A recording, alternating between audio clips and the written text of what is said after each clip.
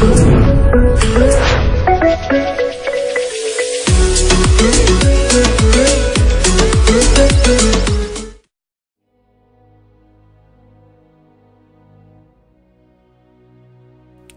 let's start this T-bone off.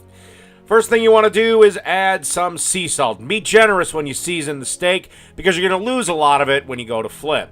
Now, this is smoked sea salt, and don't buy smoked salt in the grocery store. It's one of the biggest markups, and one of the simplest things you can do is to smoke your own spices. Then I'm going to add some freshly ground smoked black pepper. And I've got this on a fine, coarse grind. If you like your steak a little crunchier, by all means, up the coarseness. I just decided for this. All right. Okie dokie. And then in a pan, we're going to season the other side. Same thing here. Smoked sea salts and about finely coarse ground black pepper. And the oil I've used for this steak is grapeseed oil. You can find it pretty much at any large grocery store. The reason you don't want to use olive oil for a steak is you have to cook the steak on such a high heat that olive oil will smoke out your entire kitchen because olive oil has a low smoke point. So you want to go with something with a relatively high smoke point.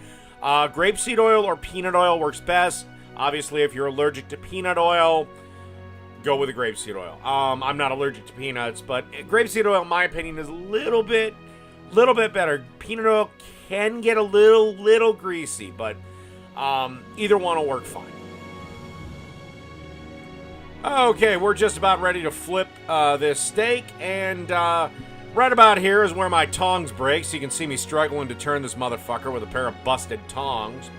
And the rule of thumb with a steak is about 2 minutes a side. 2 minutes should get you to about rare. Another 2 minutes gets you to about medium rare. Another 2 minutes medium, and so on and so forth. So depending on how you like your steak done, the rule of 2. Okay, during the final 2 minutes, you can't really see it, but I've added some butter to the pan. The amount of butter really doesn't matter, but basically you want to melt it up just a little bit. And then you want to baste it over the steak. And what this does is just give it a little bit creamier of a finish, a little bit velvetier of a finish, and just really kind of enhances the flavor. And don't worry, it's not going to add that many fucking calories to it, so quit worrying about it.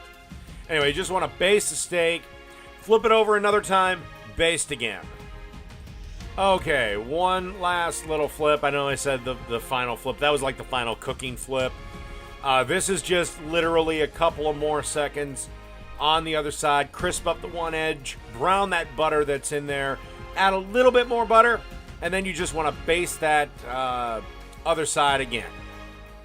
Okay, the steak is done, and we are ready to serve. Now, everybody makes a couple of critical mistakes when it's time to serve the steak. Most of them put it on the plate and bring it to the table. That's wrong.